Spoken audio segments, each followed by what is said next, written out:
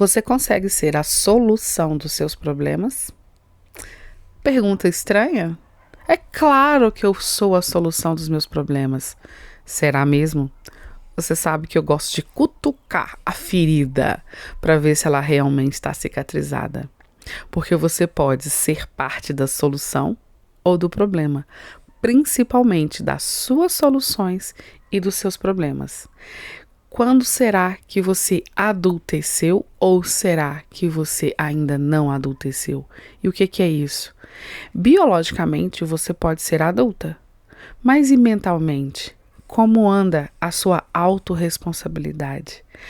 Hoje eu quero falar sobre um trecho de um livro do José Roberto Marques que eu li e que me chamou muita atenção, porque a gente está se carregando de problemas quase que viraram bichinhos de estimação.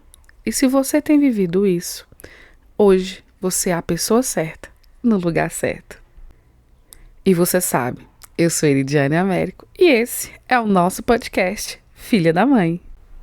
Filha da Mãe, podcast.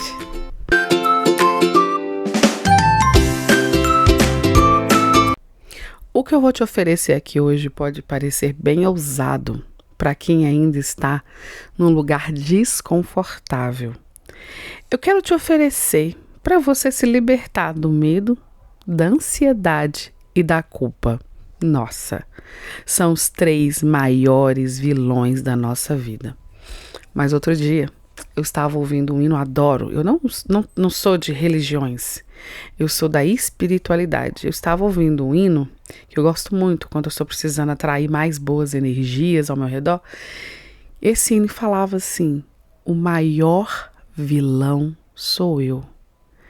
Isso quer dizer que acorda a gente, na verdade, para perceber que o medo, a ansiedade e a culpa, por trás desses sentimentos que nós acreditamos que são os vilões, existe um vilão maior, eu. Fui eu que criei este medo, esta ansiedade e esta culpa. Nossos problemas, eles são reais ou imaginários. E quando a gente começa a balançar a árvore, eu gosto de falar isso, a gente balança a árvore, a gente vê os problemas reais caindo e na hora que olha para cima, os imaginários são muito mais, em muito maior quantidade do que os reais. Então hoje eu vou mostrar para você que as probabilidades são infinitas, não só as possibilidades. Ser possível, sim, mas será que é provável? Então vamos lá. Com medo, deixamos de fazer, de agir e nos retraímos. Ansiosos, a gente deixa nossas emoções e expectativas impactarem negativamente a nossa performance. Então a gente deixa de fazer, ou faz mal feito, ou faz mais ou menos. Culpados, não reconhecemos nosso direito de errar e seguir em frente. Entra naquela questão do auto-perdão. Quando eu me sinto culpada, eu preciso me perdoar daquilo que eu fiz ou daquilo que eu acho que eu fiz, daquilo que eu não fiz ou daquilo que eu acreditei que eu precisava fazer. Desde muito cedo, quando comecei minha experiência com a prática profissional, pude constatar que existem alguns sentimentos que são extremamente nocivos para a resolução ativa de problemas. Eles são o medo, a ansiedade e a culpa. Muitas pessoas não conseguem tomar decisões assertivas e buscar soluções justamente pela ação desses sentimentos. Começa já a pensar em quantas coisas você deixa de fazer diariamente por agir, operar dentro destes sentimentos. Quem está comandando a sua vida é o medo, a ansiedade ou a culpa. O medo é gerado principalmente pela dúvida, pela incerteza, pelo desconhecido ou por um conhecido já cristalizado sobre algo que mexe com as nossas estruturas mentais. O medo do desconhecido é algo comum a todos nós, apenas diverso na intensidade.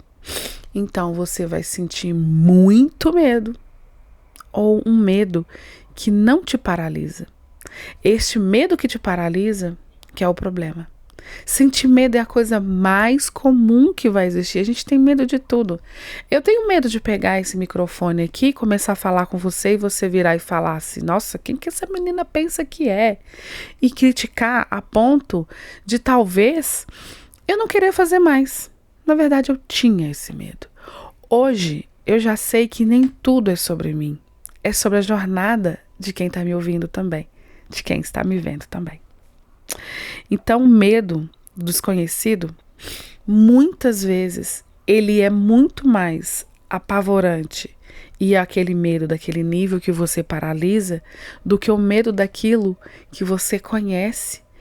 Exemplo disso, quando você está num relacionamento e tem medo de sair, você tem mais medo do que virá, do que você não sabe que vai acontecer a partir do momento que você terminar esse relacionamento, abandonar essa história, do que ficar nesse relacionamento. O conhecido, ele chega a ser confortável, mesmo que ele seja desagradável. É louco pensar nisso, né? A ansiedade e a culpa têm as suas particularidades também, mas quase sempre aparecem associadas ao medo. O medo gera ansiedade, que pode prejudicar a performance e a obtenção de resultados, o que, por sua vez, gera culpa.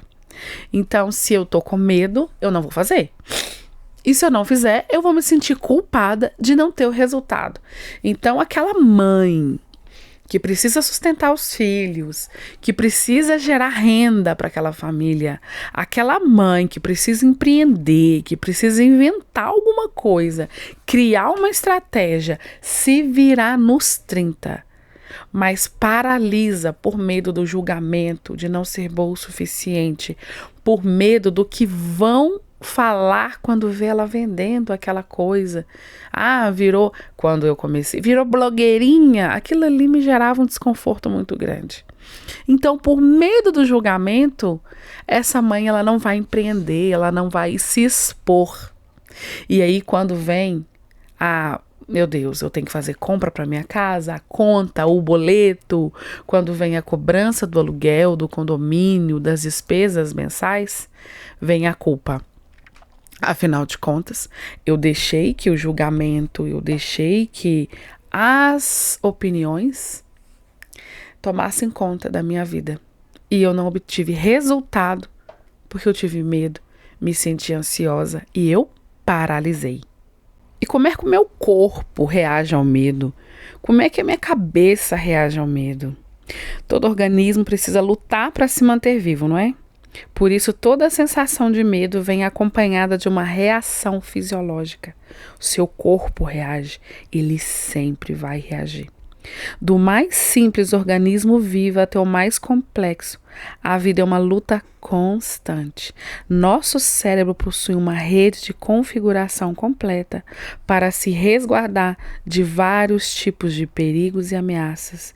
E um dos mecanismos usados nesse sistema de segurança mental é justamente o sentimento do medo.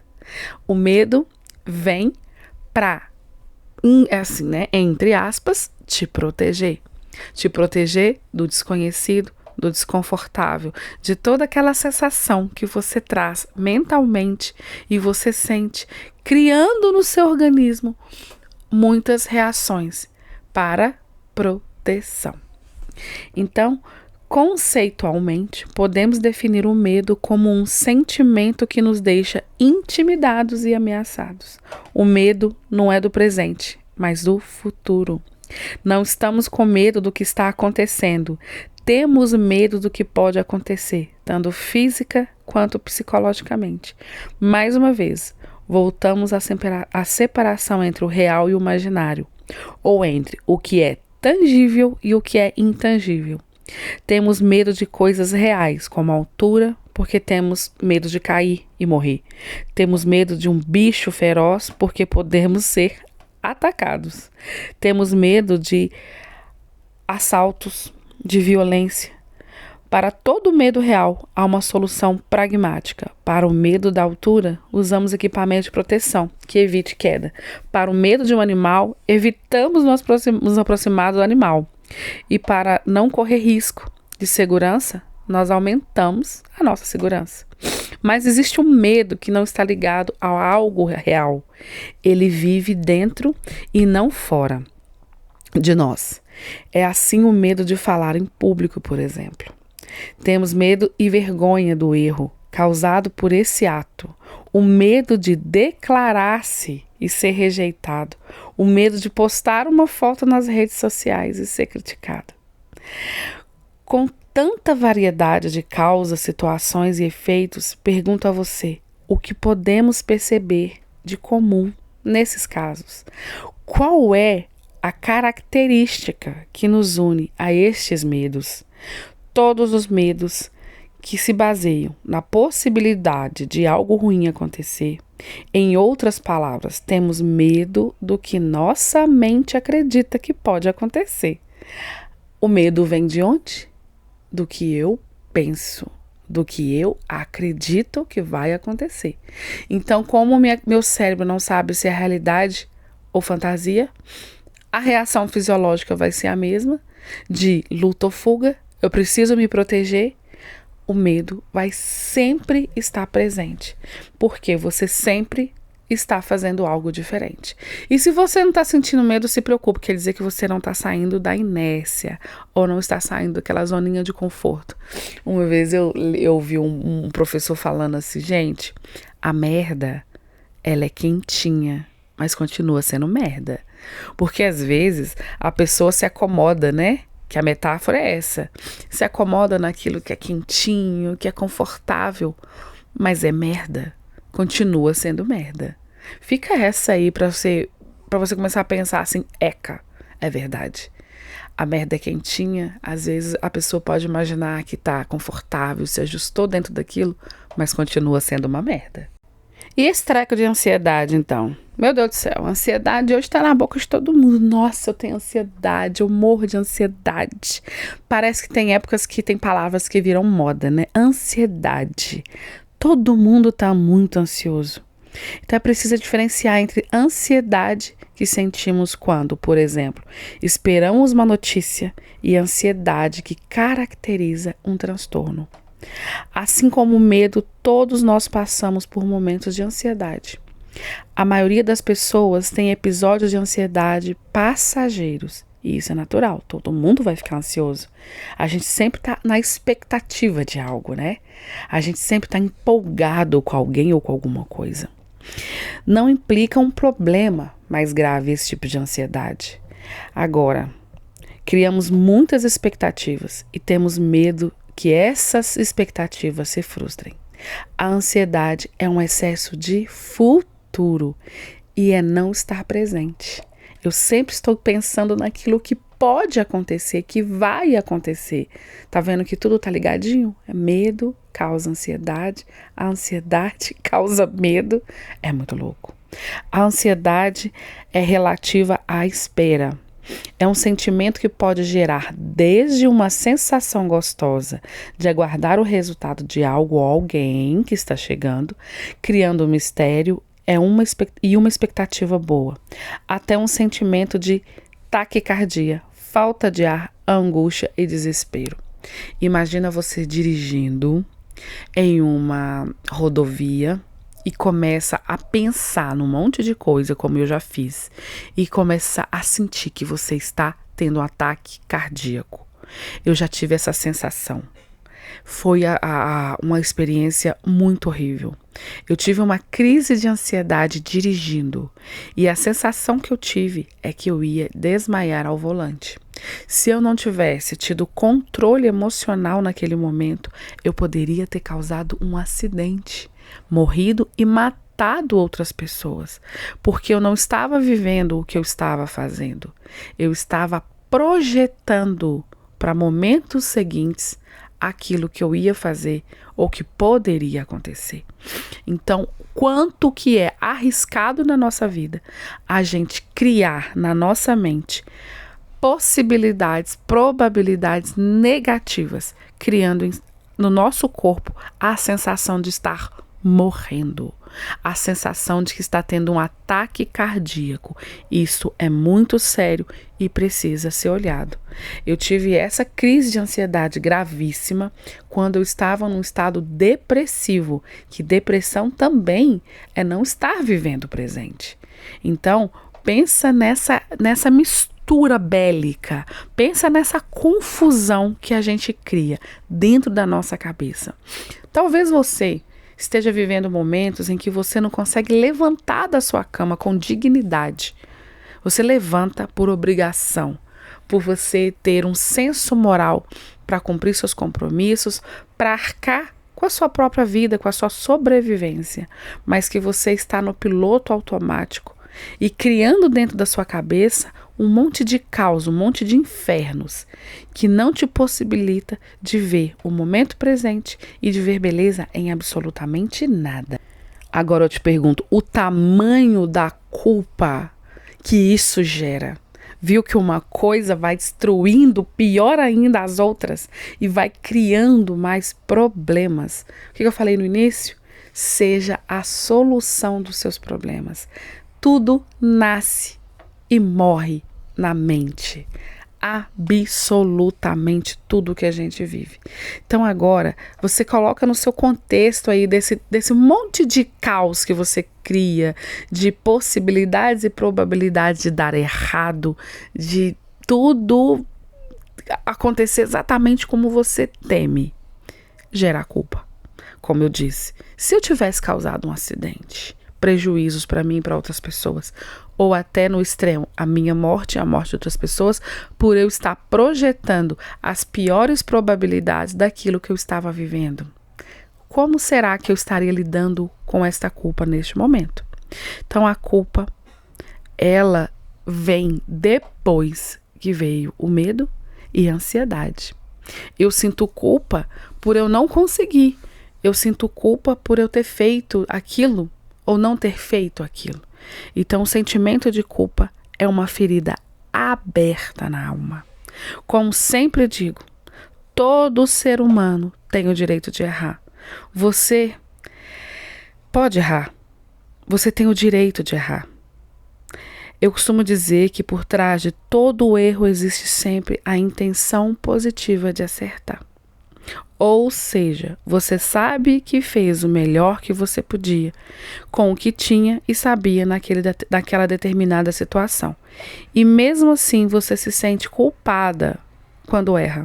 Isso acontece porque não aceitamos a nossa dualidade. Você é bom e mal, bonito e também feio. Você erra e não deve se culpar por algo que é naturalmente humano. Se você não errasse, você não seria humano.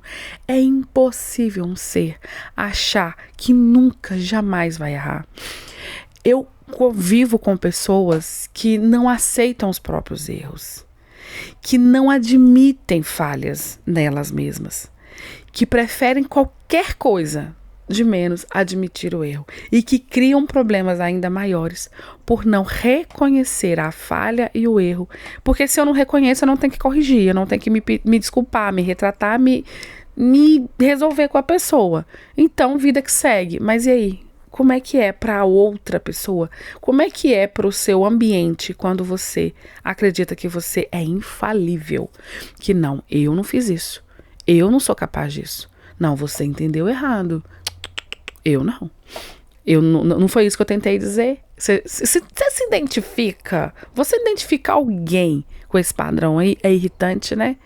É irritante e causa muita mágoa. Muita mágoa. Quando você convive com pessoas que não têm a habilidade de reconhecer os próprios erros, por medo de sentir culpa. Na verdade, sente muita culpa e muita vergonha, mas guarda para si. Então, a casquinha, a máscara que tá na sociedade, tá para as pessoas, tá para a família, é de uma pessoa acima. Que isso? Eu sou acima do bem e do mal. Eu não tenho isso em mim. Eu sou só bom. Não existe. Você é dual, você é sombra e luz. Não existe. Então, como que a pessoa que vive assim sente uma culpa absurda e medos imaginários? É mais latente nessa pessoa do que os medos reais. O medo de não ser aceito por eu errar. O medo de ser abandonado se eu mostrar que eu falhei. São medos irreais. Como assim? Então, você, de todos os humanos do planeta, não pode, é o único que não pode errar. Eu não posso mostrar que eu tenho um lado feio, um lado sombra, um lado monstro. A primeira vez que eu falei pro meu companheiro, nossa, você agiu como um monstro numa discussão, eu vi uma pessoa morrer na minha frente. Porque não, que isso é doida. Então, para a pessoa ser vista como um monstro naquela atitude, a pessoa fica em choque. Então, como que é pra gente ouvir que a gente tem um lado monstro, um lado perverso, um lado cruel, um lado triste, um lado que magoa, um lado que consegue sim fazer coisas horrorosas e que fala, eu jamais faria assim, querida. Uma vez eu fiz até um teste, falei, gente, pensa, uma pessoa está atacando o seu filho, o que você fará? Ah, eu vou atacar, mas você acabou de falar para mim que você não é uma pessoa violenta, mas você vai atacar, não vai? Isso te faz uma pessoa violenta ou uma pessoa que está se protegendo? Tá vendo que depende de onde você está sentado? De quem você é na ação? Quem é o sujeito ali?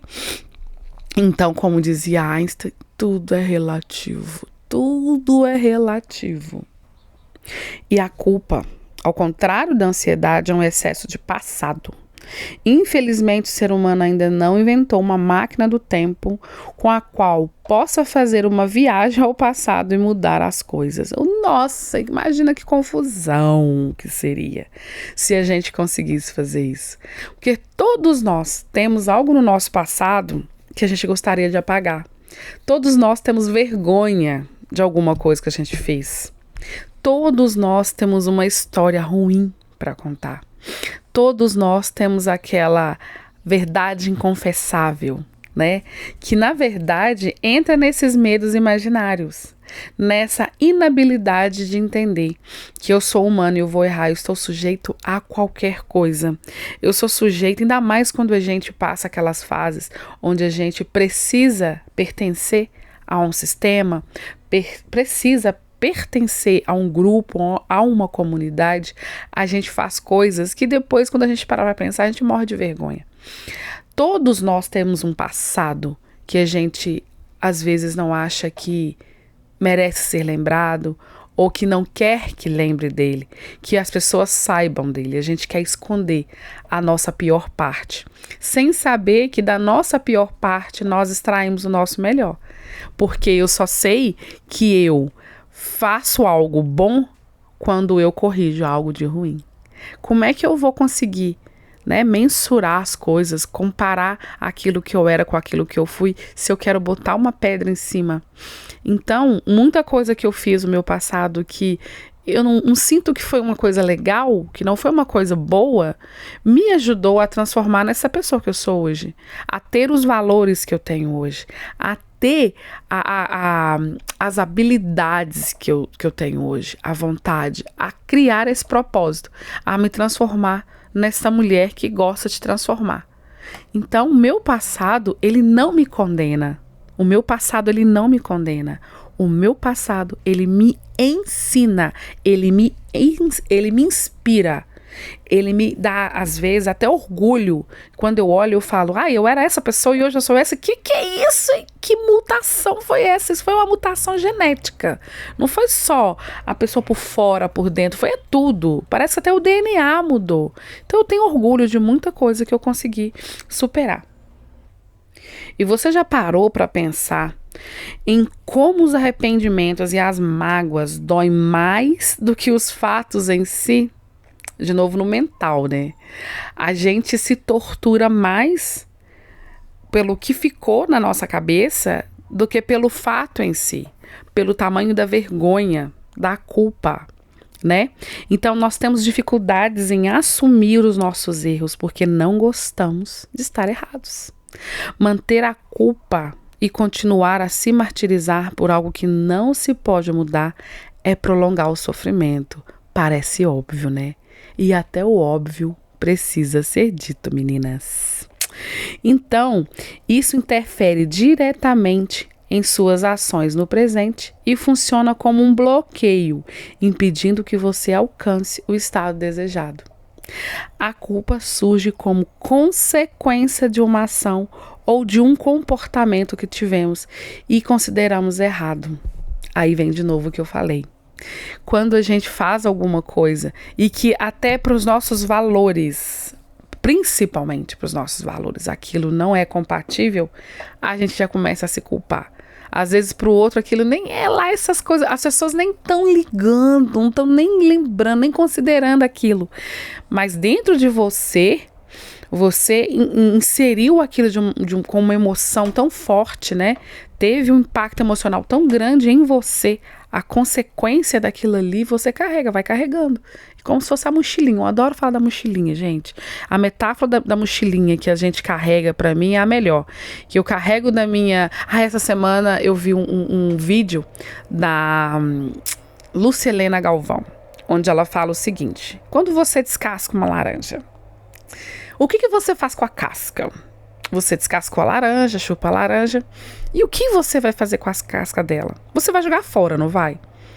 Imagina se você guardasse todas as cascas de laranja, das laranjas que você já chupou, já fez suco. Que bagunça que ia virar. Você ia ter uma mochila nas costas e ia sair arrastando um saco de cascas de laranja. E é isso que a gente faz com as nossas culpas.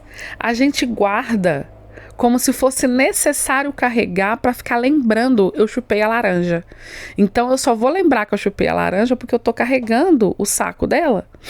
Então a gente carrega as nossas culpas como se fossem as nossas cascas. Fosse uma lembrança, um souvenir daquilo que eu fiz, do que eu passei.